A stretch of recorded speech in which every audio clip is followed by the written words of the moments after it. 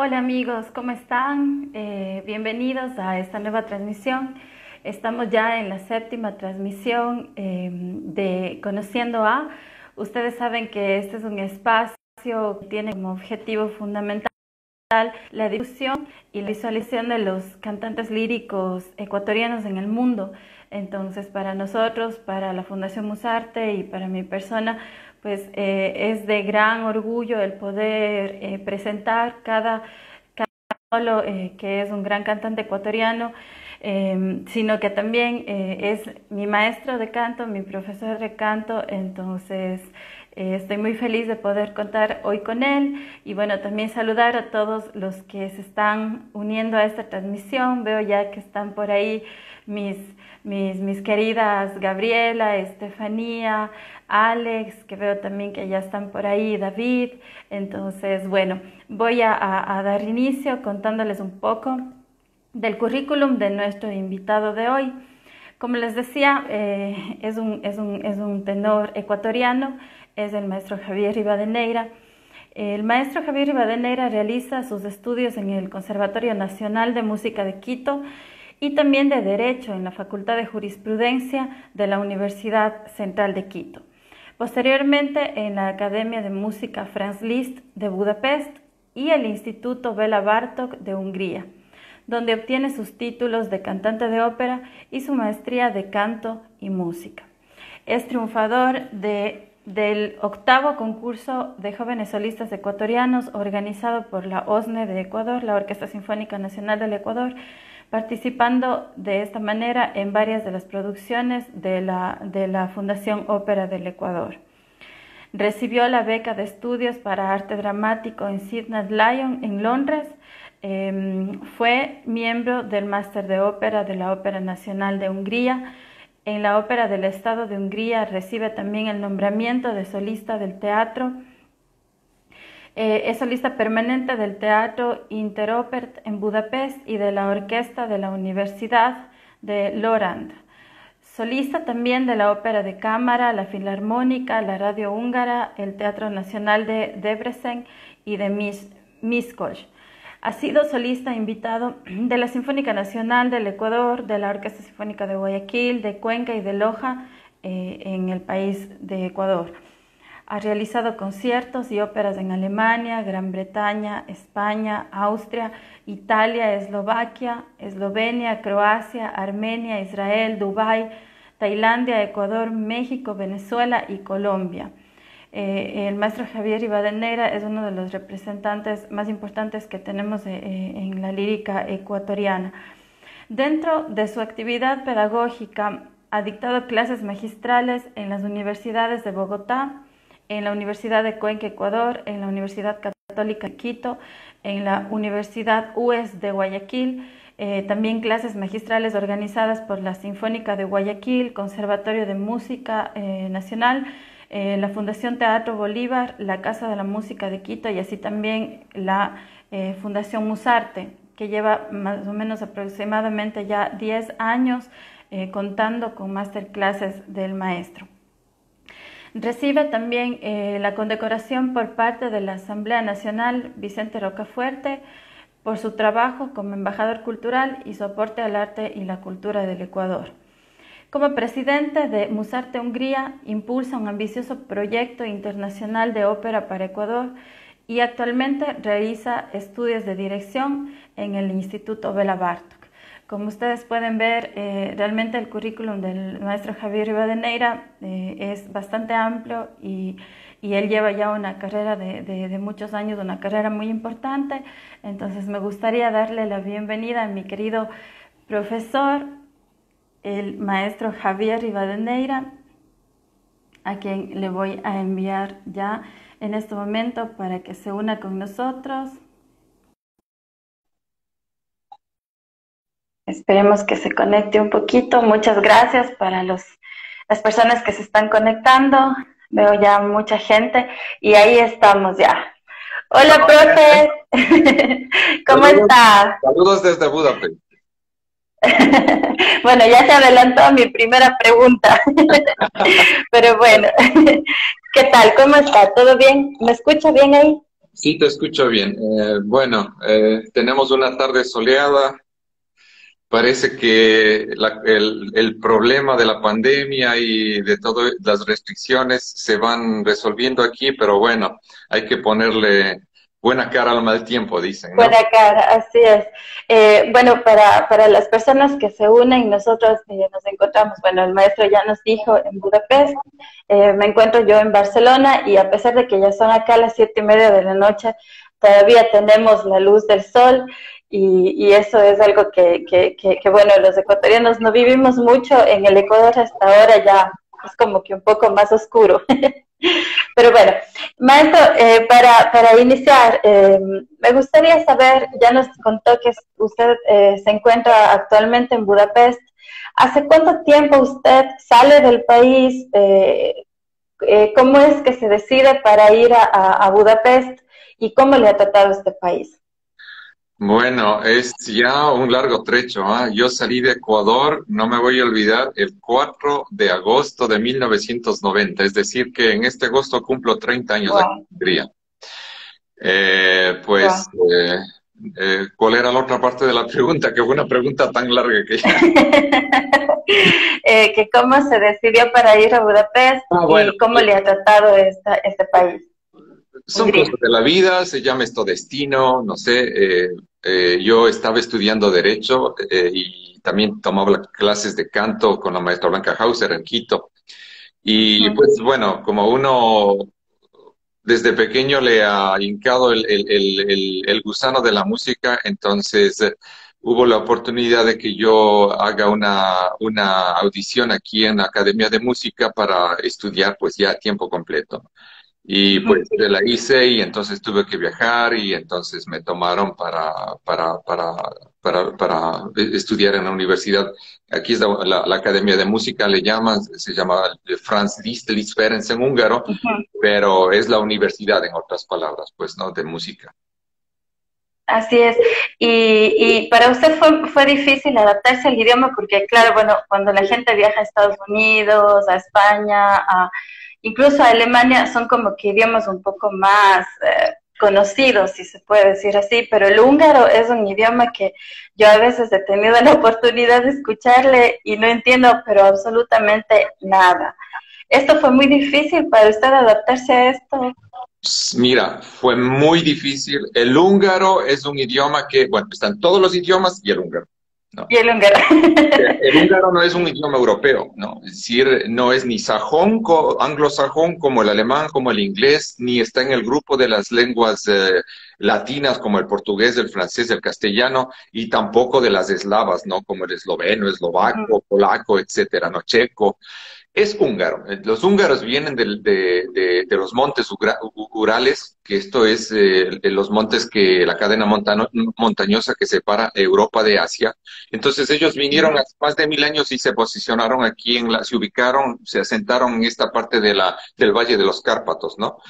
Y entonces, pues es un idioma muy difícil. Yo cuando llegué acá hablaba el pésimo castellano que hablamos en Quito, con mucho gerundio, algo rasguñaba el francés que había estudiado en el colegio y nada más. Pues entonces, antes de empezar la universidad, tomé un curso intensivo por 3 meses de lengua húngara. Y pregúntame si entendí algo, pues no.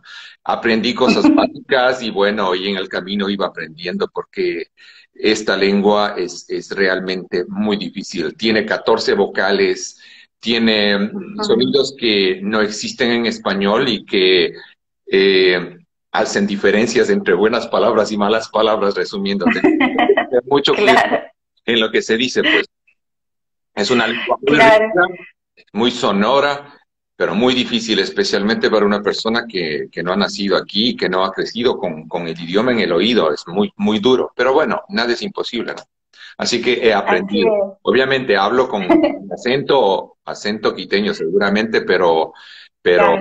pero hablo casi a nivel de lengua madre, ya el húngaro también.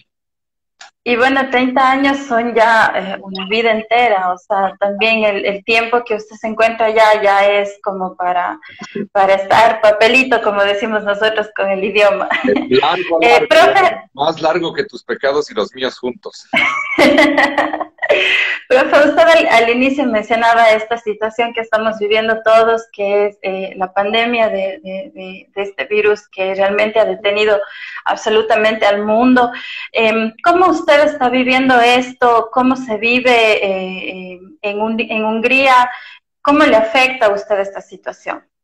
Mira, yo creo que en todo el mundo, de una u otra manera, ha afectado muchísimo al arte, al turismo, a todo lo que tiene que ver con humanismo, ¿no? Hungría es un país pequeño, es decir, aquí no tenemos la cantidad de teatros y posibilidades que hay en Alemania, por ejemplo, ¿no? O en Francia, o en Italia. Entonces, pues sí ha afectado. Aquí hace muchos años, ya más de 10, 15 años, desaparecieron las compañías estables en los teatros y entonces todo el mundo es Independiente. independiente y obviamente para conseguir trabajo, bueno, tú tienes que mantener un círculo y pues esto es muy difícil y ahora con esto prácticamente se suspendió todo. Se suspendió todo y no sabemos todavía hasta cuándo. Es decir, aquí no ha habido un problema tan grande como hubo en Italia. Me refiero a la enfermedad, al virus, al número de enfermos, al colapso del sistema de salud, pero obviamente se han tomado ciertas restricciones, no en los extremos de cuarentena, de que no se puede salir, sino que no ha habido restricciones más que por edades para ir a comprar. Ahora, como tú habías mencionado, estoy terminando mi segunda carrera de dirección en la universidad y Ujú. obviamente para, para colmo, que es mi último año, año de grado, entonces la tesis, la defensa de la tesis, los exámenes de grado, eso los tengo la próxima semana por Skype, o sea, en línea. Y todos los trabajos, asimismo, he Claro, tenido que hacerlos por línea. Y como tú sabes, esto de ser músico, hay un aspecto teórico, pero hay otro que es práctico. Y que, claro. bueno, es bastante difícil, pero bueno, hay que hacerse al dolor y hacerse a las circunstancias, pues, ¿no? Eh, Claro.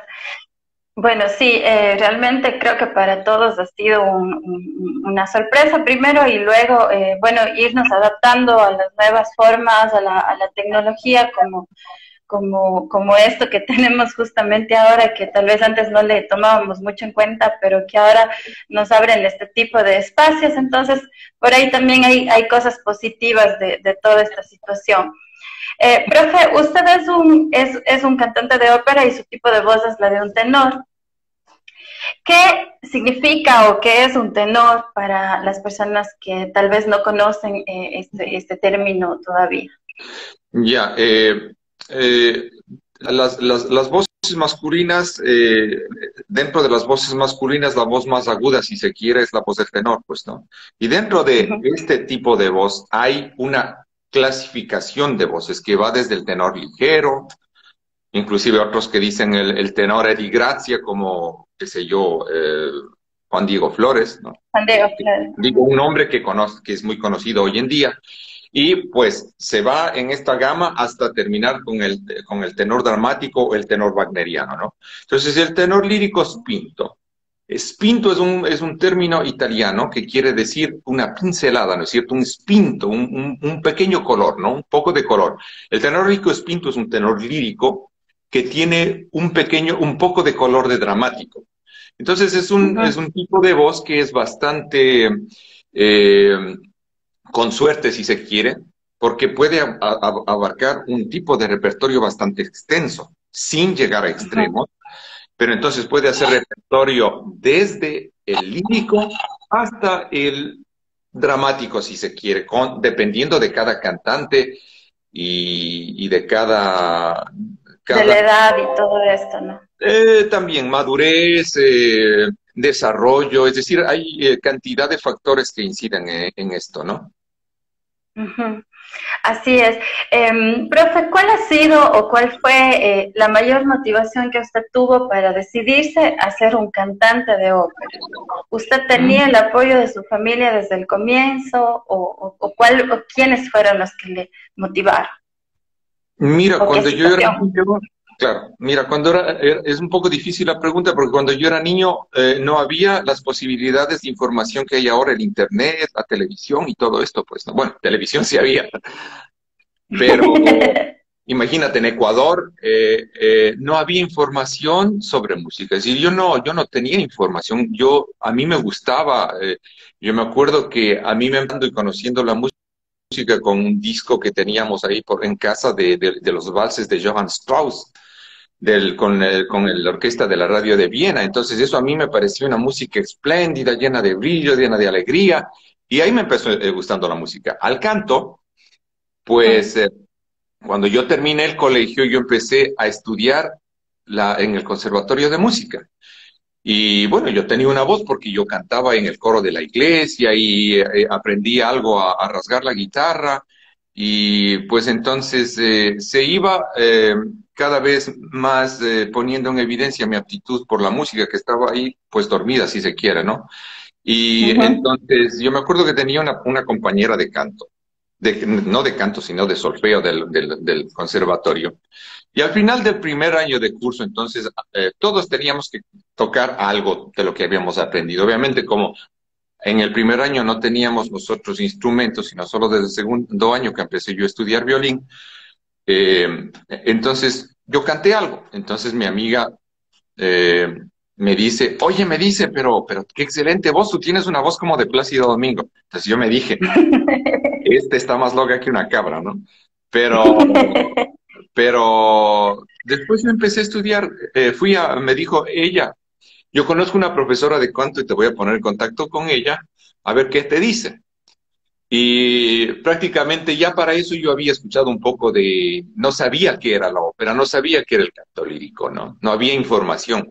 En Quito, en Ecuador, te estoy hablando de los años 80, cuando habían los sucres, un disco de música pop, música normal, popular, valía 120 sucres, por decirte algo. Y un disco de música clásica que había un solo almacén en el que tú podías comprar, me acuerdo en el centro comercial Iñaquito, era en el CCI, se llamaba Musicalísimo. Y un disco de música clásica valía 5.000, es decir, te puedes dar cuenta la diferencia entre 120 Wow, y 5.000. Entonces eso para un estudiante, imposible, ¿no? claro, Después imposible. el Banco Central tuvo una hemeroteca, una musicoteca, entonces yo empecé a ir allá. Entonces, una de las motivaciones, si se quiere, también es que yo era asiduo oyente de la radio HCJB. En esa época era una radio muy buena, ahora solamente te pasan cuestiones de evangelistas y de religión, que bueno, es respetable, ¿no? Pero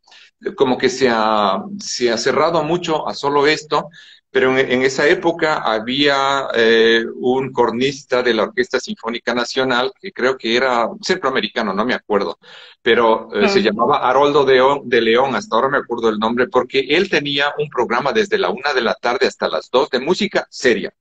Y después de las 2 Ujú. hasta las 3, 3:30, pasaba un poco cosas más ligeras como Guillermo Tell, como los valses de Strauss, como cosas que uno conocía, ¿no? Y la primera vez que yo me quedé así con boca abierta con la ópera es cuando escuché el aria, yo no sabía ni qué aria era, después ya obviamente me di cuenta, el aria de Mimi de la Bohème. Ujú. Entonces yo decía, Dios Ujú. mío, qué música tan maravillosa, ¿no? Claro. Entonces ahí empezó toda esta cuestión del incentivo, si tú quieres. Apoyo en mi casa, pues no tuve. No tuve porque yo no vengo de familia de músicos, eh, pero mi madre, inconsciente o conscientemente, siempre me apoyó. Ujú. Bueno, qué bueno en todo caso que pasaran esas situaciones que le dieron a seguir este camino que, bueno, es difícil, pero creo que es uno de los caminos más hermosos, el del arte, el de la música. Profe, en palabras sencillas, ¿usted cómo podría definir lo que es la ópera? Bueno, sencillo para no irnos al asunto académico de que tiene su origen en el drama griego. Oye, ¿verdad? Ya se me sale el Ujú. húngaro, oye. Sí. Entonces, es el arte de las artes, es decir, la ópera, indistintamente de lo que se mal cree por ignorancia en muchos de los casos, por falta de información, es Ujú. la conjunción de todo. Es decir, el momento en que tú vas a presenciar ópera o eres parte de ópera, eres parte de un universo de arte. Ujú. Así es. Bueno, es uno de como usted decía, el arte de todo o el arte total que le llaman también, porque Ujú. vemos que están todas las artes ahí Salud. fusionadas, si se puede Salud. decir. Salud. Salud. Y bueno, vemos actualmente en esta época, más que nada, como hablábamos de la tecnología y de las nuevas maneras que los artistas de alguna manera tenemos que irnos acoplando, inventando cosas para poder seguir, como se dice, al pie del cañón y no perder a los fans, a los seguidores, no sé. Vemos a muchísimos artistas que están grabando videos, que salen en sus balcones, que salen a las ventanas a cantar. ¿Usted cree, tomando en cuenta que claro, el arte lírico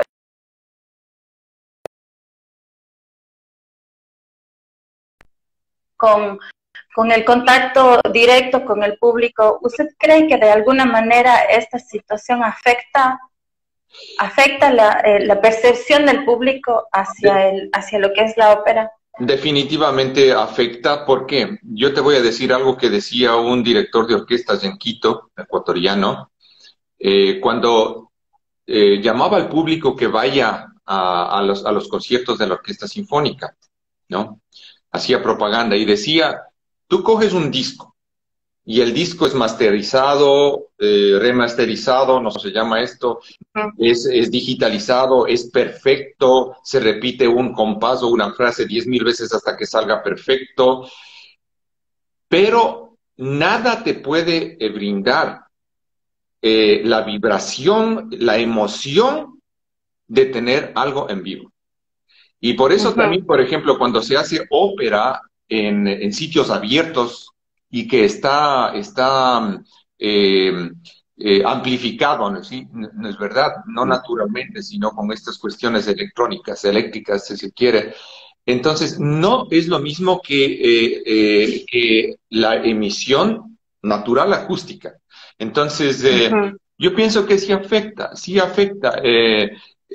No se puede comparar de ninguna manera la emoción y el choque emocional que se tiene cuando se tiene de frente un cantante, cuando se tiene de frente una orquesta sinfónica, cuando se ve personalmente una ópera. Así es. Pero bueno, creo que ahora tendremos que idearnos de muchas formas porque lamentablemente todo Claro, lo ese que es es otro tema. cultura, todo lo que es, claro, todo Ese es lo que es otro tema. arte, vemos que será, si no el último, uno de los últimos sectores en poder salir nuevamente a hacer representaciones en los teatros y todo esto. Pero bueno, como usted dice, ese es otro tema bastante extenso también, de todas las estrategias y cosas que tendrán que pensar los directores de los teatros para ver cómo se puede volver a iniciar. Pero bueno, para la siguiente pregunta me gustaría, es como un pequeño juego, tengo tres opciones. Bueno, usted nos contaba en su currículum que aparte de la música, usted había estudiado también Derecho, pero no sé si alguna vez ejerció. Pero bueno, la pregunta es la siguiente. Si usted pudiera hacer algo diferente a lo que es ahora un tenor, un cantante, ¿qué le gustaría cambiar? Tal vez ser otro tipo de voz, otro tipo de instrumento, o le gustaría ser otra profesión y por qué. Es muy difícil, ¿ah? Pienso que a mí me apasiona mucho el derecho y la política. Yo soy un humanista por excelencia. Eh, Pienso que, como decía Aristóteles, el hombre es un animal político, decía sum politicum, ¿no? Entonces, no se puede, inclusive el arte conlleva esto de tener algo de política, ¿no? Un mensaje, en otras palabras. Me gusta mucho, me apasiona, pero yo realmente soy feliz con la música, es decir, y con el canto, es decir, no me gustaría hacer otra cosa que la que hago. Por ejemplo, ahora que tengo una experiencia también ya de más de una década como pedagogo, Entonces, eso también me motiva a enseñar. eh, y pues yo tenía un profesor en el colegio, un profesor de literatura, no me acuerdo su nombre, pero me acuerdo de su cara. Y él nos decía, la actividad más noble del ser humano es la de enseñar. Ujú. Y la más difícil, pienso yo. Y la más difícil. Hay que tener aptitud, mucha paciencia y saber cuándo aflojar y cuándo estirar también, ¿no? Ujú. Así es. Bueno, aprovecho ahorita este tiempito para saludar a los amigos que se han unido a esta transmisión. Vemos que están algunos amigos también cantantes que están participando de estas transmisiones. Vemos a Caro Varela, dice saludos desde Roma. Vemos a Wagner, también tenor ecuatoriano. También vemos a David Frucci, que es también un tenor ecuatoriano, a Marianne Sincha, Lidis Robinson, la cantante con quien estrenamos este espacio, mezzosoprano. Muchísimos saludos Hola, a todos los amigos, a Vane Freire también que están por acá, a Jime Augusto, una amiga que tenemos en común por cuestiones del destino, que yo conocí, bueno, acá en Barcelona hace unos años, y que usted conoció en Colombia en una producción. También nos está acompañando ahí una excelente soprano peruana, que ya le tendremos también por aquí. Chaqueta roja. Profe, para ir entrando un poquito más ya en el tema musical, ¿usted tiene alguna, o bueno, cuál es su ópera favorita de los roles que usted ha representado? ¿Cuál ha sido el que más le ha gustado? ¿O tiene en mente alguno que quisiera con todo su corazón, no sé, cantar? ¿Cuál es su rol favorito y su ópera favorita? El rol que siempre quise hacer y ya lo hice es el Cavaradossi, ¿no? Uh-huh. Hay muchos roles que me gustan mucho. Para mi voz, a mí me queda mucho el repertorio francés. La primera ópera que hice en francés fue El Werther de Massenet. Y, pero hay una ópera que tiene una liazón conmigo bastante personal, que es el Fausto. Uh-huh. El Fausto, porque el Fausto de Gounod, porque yo recuerdo que habré visto en Ecuador un largometraje de estos que te pasaban de los años 50, no en los años 50, lo vi no sé cuándo, en los 80 probablemente. Y este largometraje es El fantasma de la ópera. Había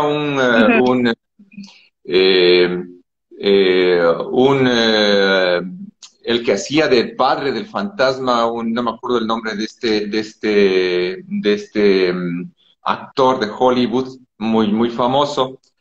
Pero bueno, en definitiva yo había visto esto y, o sea, me impactó. No sabía qué era, ¿no? Y bueno, eso se quedó dormido en mi subconsciente. Y una vez estando en Barcelona, eh, yo eh,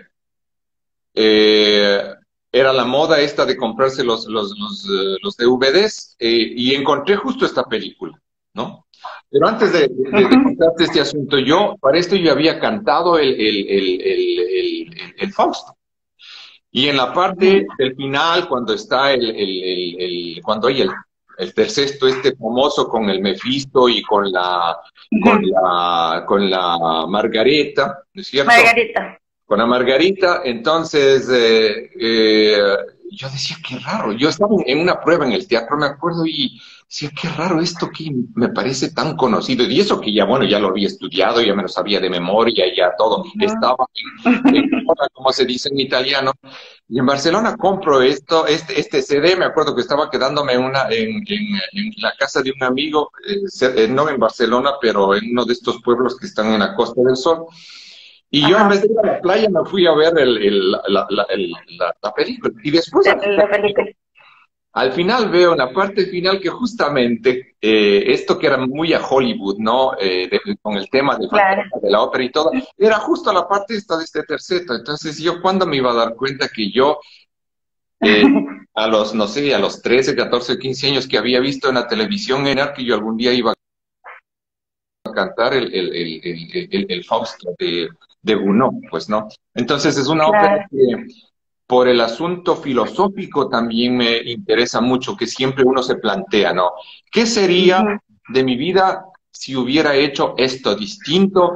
¿O cuánto me gustaría regresar 20, 30, 40, 50, en este caso, como 40 años del doctor Fausto, de Goethe, ¿no es cierto?, la obra de literatura universal, Ajá. regresar y, bueno, volver a vivir la locura de la juventud, pues, ¿no? Buenísimo. Usted, profe, ya un poco hablaba de todo lo que es la pedagogía y bueno, sabemos que en esto del canto nunca se deja de aprender, nunca se deja o mejor dicho, es un constante entrenamiento, no porque ya eres un cantante profesional dejas de tener una guía o dejas de tener tu entrenamiento vocal. ¿Cuál cree, bueno, no cuál cree, cuál sería o cuál es una rutina que usted lleva, no sé, sus vocalizaciones, algún ejercicio, algún tip? Así, yo sé que es un tema bastante complicado y extenso de explicar, pero más o menos, ¿cuál es una rutina que usted lleva para el entrenamiento de su voz? Bueno, para empezar, odio las rutinas. Yo nunca hago algo y obviamente eso depende de cada cantante y de cada hábito, ¿no? Ujú. Generalmente yo oigo muchos cantantes que antes de un concierto empiezan a hacer escalas de arriba para abajo media hora y después del rato de cantar se quedan sin voz. Yo considero de que, por eso se llama calentamiento, es lo mismo, nosotros los cantantes somos los atletas entre los músicos. Entonces, calentar es Ujú. muy importante, inclusive para un instrumentista, pero para nosotros más aún.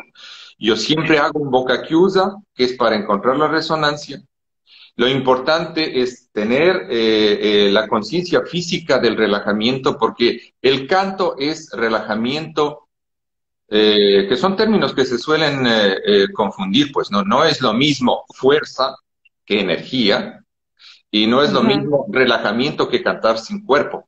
Entonces son cosas Ujú. que son muy difíciles de comprender y más, o ni tanto comprender de interiorizarlas, pues, ¿no? Entonces, Claro. ¿qué te digo? Yo básicamente hago boca chiusa, encuentro los armónicos, después me voy empiezo a hacer escala del D, desde el re hasta más o menos un do, una quinta máximo, después me voy a la octava, después un arpegio Ujú. y después alguna cosa para aligerar, nada más. Ujú. Cuando voy a cantar, inclusive menos que eso, no, no, no. Eso, como te digo, depende Es como, de cada uno, ¿no? En todo caso, es importante calentar. Es muy importante calentar, especialmente cuando se tiene algo difícil por cantar. así es, o sea, un poco un proceso primero ¿cómo se dice? Segundas, terceras, cuartas, quintas, progresivo, Progresivo, las exactamente, vocalizaciones. progresivo, exactamente. Ajá. Y bueno, y dentro de su experiencia en escena, bueno, sabemos que en Europa, en países como Alemania, en Austria, no sé muy bien cómo sea la cuestión en Hungría. Bueno, tuvimos una oportunidad de trabajar con un director, pero de su experiencia, usted, el trabajo con los directores de escena, ¿alguna vez le han pedido algo así muy extremo, muy difícil, algo muy que le haya costado mucho o que le haya causado mucha gracia? No sé, alguna experiencia que usted haya tenido con un director de escena. Mira, experiencias he tenido de todo. Y cosas extremas, más bien difíciles que extremas, ¿no? Esta tendencia de hacer las cosas hasta cierto punto que te digo que pueden chocar con una estética tradicional, ¿no? Es muy alemana, ¿no? Aquí obviamente este país es más cercano al austriaco, al alemán, que a lo italiano, a lo latino, pues no a lo francés. Pero hay cosas definitivamente. Yo estoy muy a favor de esto mientras no se deforme la esencia de la obra, porque la esencia de la obra Eso nadie, ningún director de escena, y en eso yo choco muchas veces con los directores de escena, nadie tiene derecho a tocar la obra, una obra de Mozart de Puccini o de Verdi. Situaciones difíciles he tenido, pero te voy a más que difícil, te voy a contar una situación cómica, si se quiere.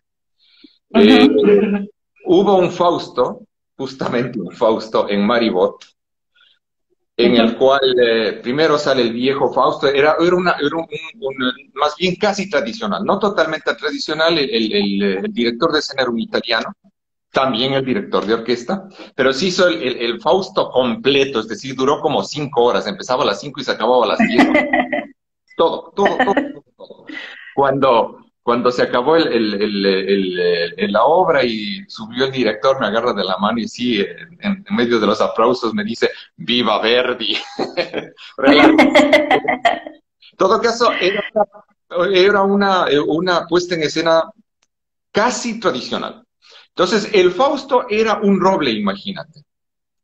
Y un árbol, un roble. tenía un vestido como un roble aquí de madera y todas las raíces del roble estaban esparcidas por todo el escenario. Ese era el viejo Fausto. Entonces, antes de que beba la poción que le da el demonio, venían dos chicos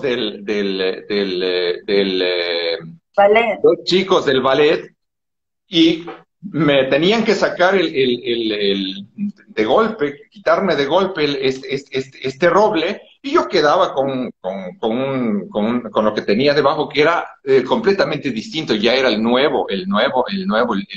Fausto. Y con tan mala suerte que yo, obviamente, ropa de ahí, de utilería del teatro, estaba agarrado el pantalón con tirantes. Y el momento en que me sacan, se me quitan hasta los tirantes. Tuve que cantar toda la parte con el Mefístolo hasta el final de la escena, agarrado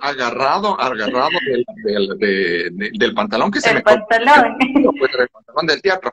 Y entonces alguien estaba por ahí y me dice, ¿pero qué estás haciendo? Que parece que estás haciendo. Y yo decía, pues, imagínate.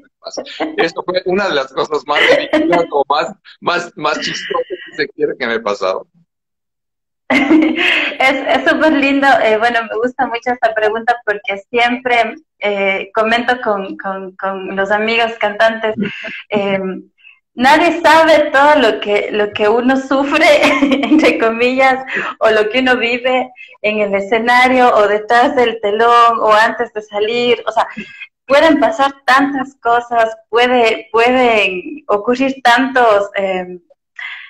¿cómo se dice? Tantas situaciones que la gente ni se entera, porque uno, no sé, en ese momento la adrenalina, yo no sé, pero a uno le hace actuar de tal manera que salva la situación, obviamente en la medida de lo posible, pero bueno, son experiencias que la gente muchas veces no conoce y que es chévere conocer.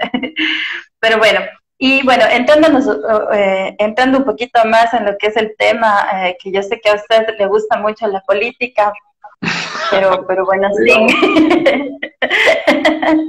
sin profundizar mucho, sino un poco que usted, desde su perspectiva, desde su visión, nos comente qué piensa usted que le falta a nuestro país en cuanto a la profesión en cuanto al género de la ópera, para tener una perspectiva profesional. ¿Qué cree usted que le hace falta al Ecuador? Difícil. Difícil pregunta. Son muchas cosas. Diría todo, porque primero se necesita una política de Estado, ¿cierto? Y no solo a la ópera, sino a la música clásica, que saque este trauma psicológico de decir que la música clásica y la música de la ópera es para gente rica y para snobs. No es así. La música como arte es para el pueblo. Lo que pasa es que para que el pueblo pueda entender el mensaje de la música y de la ópera, para que pueda entender, se le tiene que dar educación. ¿cierto? Y eso es lo que a los políticos en general no les interesa porque no es negocio para ellos, porque la cultura no es un negocio, es una inversión para la sociedad. Y esto solamente han entendido los países que son ahora desarrollados. Son dos aspectos importantísimos en una sociedad, en un país que no se pueden dejar a un lado, la educación y la salud. Si no se tienen estos dos aspectos, es difícil. Ahora, nosotros no tenemos infraestructura, pero básicamente con la experiencia que nosotros hemos tenido con la Fundación de hacer ópera, ¿qué nos hemos dado cuenta? Que nosotros no solamente tenemos que prepararnos nosotros, porque, bueno, tú te preparas, cantas bien, cantas aceptablemente, cantas bien, muy bien, no es cuestión de dar un calificativo. Lo que pasa es que ¿para quién vas a cantar en Ecuador si la gente no puede entender el mensaje de lo que estás diciendo? Y no me refiero solo a Ecuador, sino a una cuestión regional que es latinoamericana, no en Argentina y en Chile, que por la migración es una realidad completamente distinta, o Uruguay, donde hay uno de los más antiguos en Latinoamérica de ópera, el Sodre, ¿no? Pero en general, lo que se necesita es primero conciencia del Estado de que cuán importante es esto, que es inversión, no es negocio. Y después de eso, entonces, crear una coyuntura, una realidad que primero vaya a lo formativo, porque si no existe el aspecto formativo en el cantante, no se puede hacer, y en el músico en general, es decir, no se puede llegar a un grado de calidad. No sé si es que contesto tu pregunta con esto. Sí, sí, totalmente. Bueno, siempre, bueno, para quienes no conocen mucho, bueno, yo le digo profe con muchísimo cariño, compartimos este proyecto, este gran proyecto que es la Fundación. Si me dices maestro, te voy a decir, dime mi pequeño saltamontes, ¿no? Bueno, compartimos este sueño, este proyecto, este gran proyecto que es la Fundación Musarte. Como había leído en el currículum de usted, usted, bueno, es el representante de la Fundación Musarte Hungría, y siempre hemos conversado esto, o sea, de que al país le falta la escuela, muy aparte de la tradición o de la cultura, sino la escuela, la formación, porque muchas veces no existen escuelas dedicadas o los mismos conservatorios o las mismas universidades en el país ponen como que la carrera de canto, pero en el camino no es una carrera de canto lírico, sino siempre se va hacia lo popular, que está bien, o sea, no, la pelea no es entre los géneros musicales, pero claro, no existe en realidad una escuela de formación de cantantes líricos de profesionales del canto lírico. Entonces, creo que es algo que bueno, nos duele a los a quienes estamos en este camino, pero es una realidad y es importante decirlo también. Pero bueno, como decía, hace un momento compartimos este sueño de la Fundación Musarte y más o menos desde hace 10 años ya hemos contado con usted como profesor, como maestro de canto. Hemos hecho masterclasses creo que en todas las ciudades principales, al menos del país, Quito, Guayaquil, Cuenca.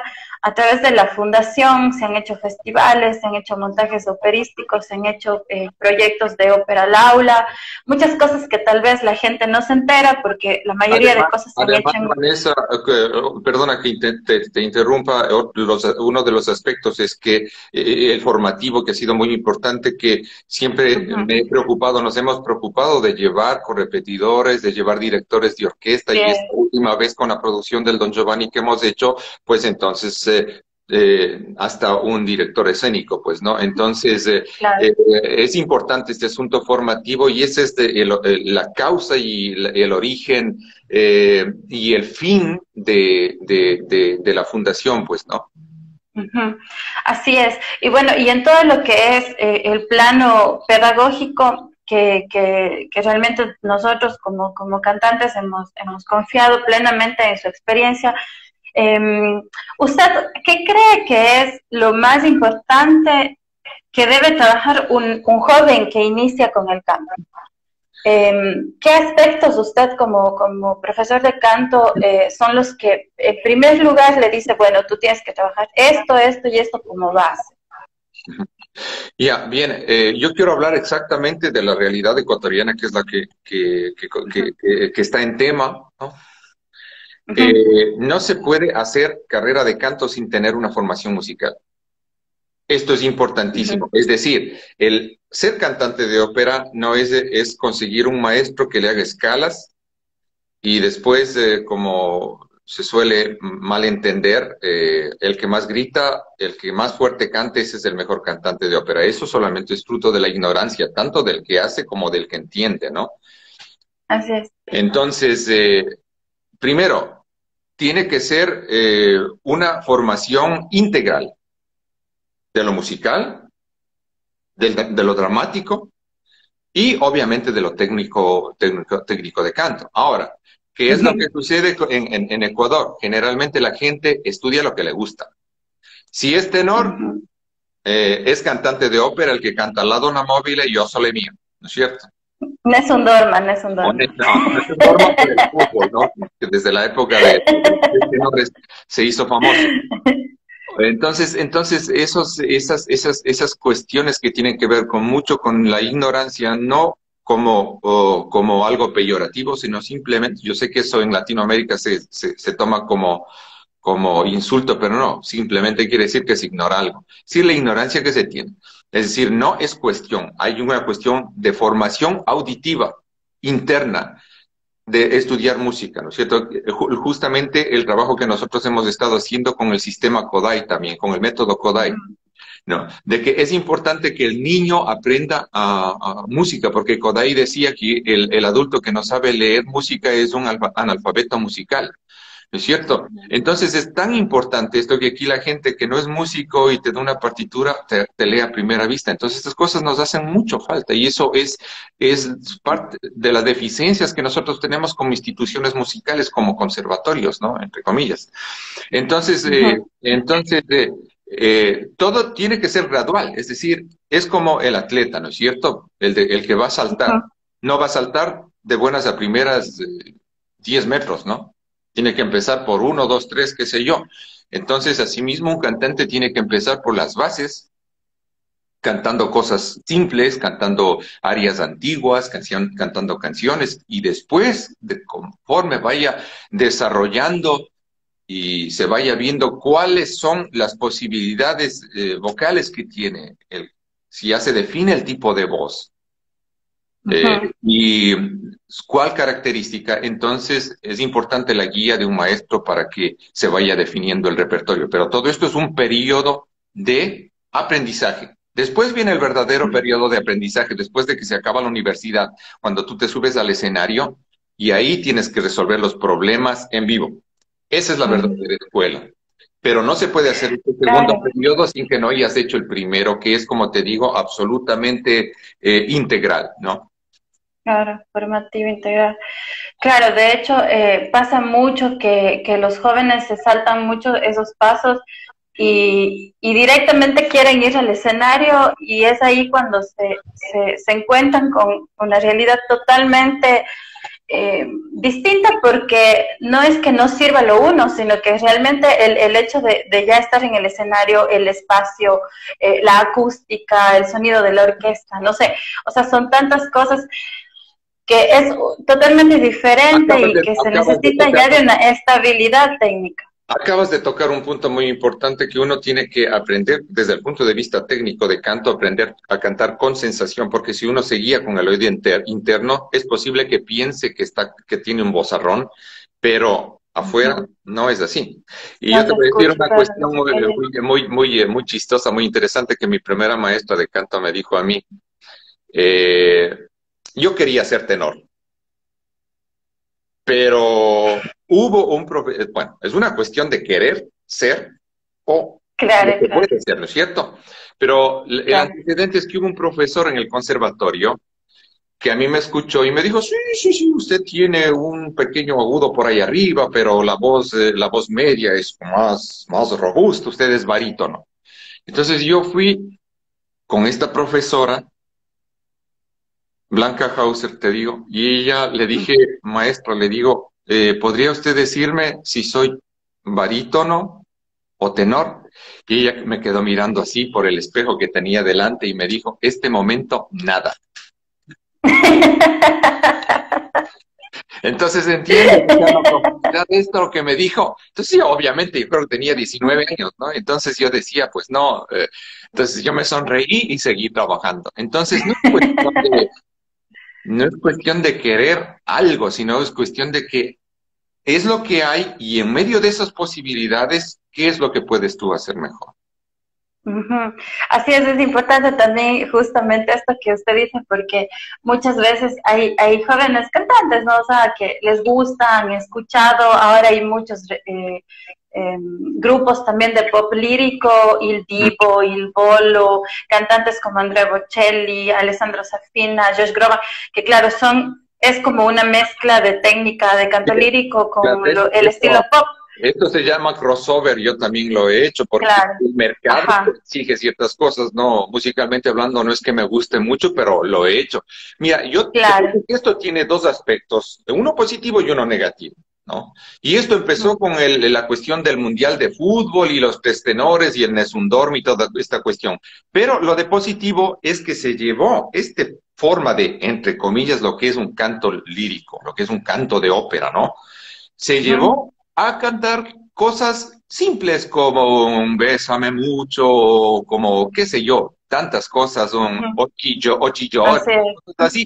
Y esto acercó mucho más al pueblo, ¿me entiendes? Especialmente, no aquí en Europa, porque en Europa la realidad es distinta, pero en Latinoamérica, donde te sale Plácido Domingo y te dice, es el lunar que tienes, cielita. Entonces eso como que dice, no es tan feo como yo pensaba, no es lo que yo pensaba. Entonces, te ayuda a acercar. Claro. Y bueno, a lo que iba es que a veces sí. Sí, perdón, a veces los cantantes jóvenes dicen es que yo quiero cantar como Andrea Bocelli o es que yo quiero cantar como Sarah Brightman. Entonces, claro, vienen con ese concepto en su mente, pero a veces les cuesta aceptar que la naturaleza de cada voz es distinta y que no todos tienen un registro de tenor o no todos tienen un registro de mezzo soprano o de soprano. Entonces, esa parte de aceptar y obviamente tener una guía que te diga con fundamentos y es que tú eres tal tipo de voz y tu repertorio es es también súper importante. Mira, yo considero que hay una cosa muy importante en el arte y se llama originalidad. Es decir, tú puedes tener un ideal de algo, ¿cierto? Un espejo al cual tú quisieras reflejarte. Pero una cosa es que te reflejes y otra cosa es que quieras ser la imagen esa del espejo. ¿Entiendes? Entonces, hablando subjetivamente, ¿no? Yo pienso que esto es lo bello del arte, de la música y del canto, que tú una misma obra, tú mismo no puedes cantarle dos veces de igual manera, ¿no? Depende de muchos aspectos. Entonces, cantar esta obra o como XZ cantante o tocar esta obra como XZ instrumentista, entonces, ¿qué estás poniendo de nuevo? Además de qué estás poniendo de nuevo, yo pienso que esto y la originalidad es algo muy importante en el arte, desde mi punto de vista. Sí. Bueno, maestro, como usted sabe, estos temas son tan extensos y son tan largos y a veces el tiempo nos juega y sin darnos cuenta ya se fue la hora y nos quedan poquísimos minutos y bueno, yo abusando de la confianza quisiera, no sé, pedirle si es que usted tiene alguna canción favorita ecuatoriana, si nos puede interpretar aunque sea un fragmento, no sé lo que usted, o si quiere toda la canción, para que podamos nosotros escuchar un poco. Favoritas tengo muchas, ¿no? He escogido una que voy a tratar de rasgar el piano, no sé si me equivoco, me perdonará, Y Ya. es una canción, bueno, muy triste, pero nuestra música es triste, ¿qué se le va a hacer? Y desde muy niño la había escuchado y me impactaba mucho porque me parecía como mágica, ¿no? Entonces, esta Ujú. canción es Atahualpa, de el compositor Carlos Bonilla. Entonces, vamos a ver Ok. qué nos sale por ahí. Me voy para allá atrás para el piano.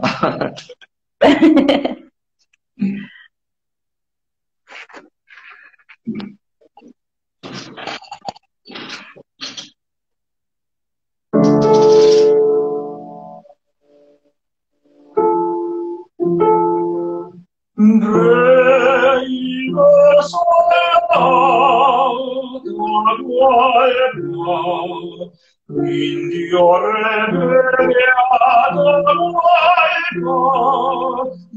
despierta, encontrarás perdida tu raza querida. En medio de esas cadenas del angustia.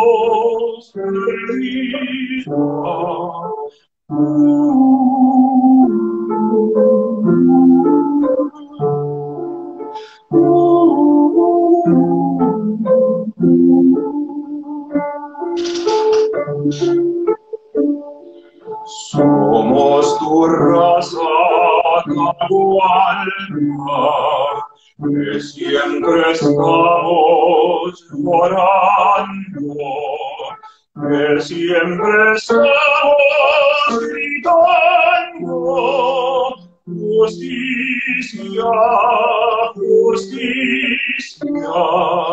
Entonces gana tu Atahualpa, nos das nueva vida.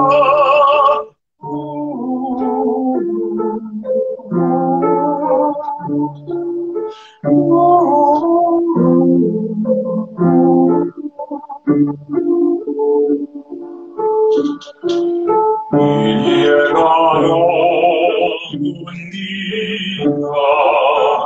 un día gran Atahualpa, rompiendo esas cadenas, tu raza herida. Entonces gran Atahualpa, serás nueva vida.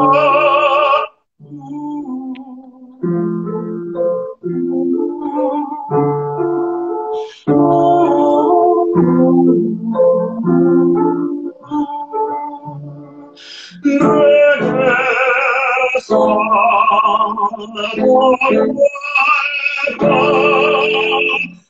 corazón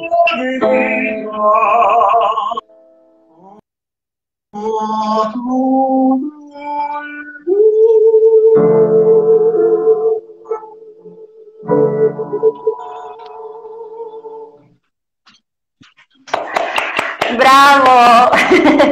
Muchísimas gracias, maestro. Nos quedan exactamente 15 segundos para despedirme, para agradecerle infinitamente. Muchísimas gracias. Bueno, qué pena que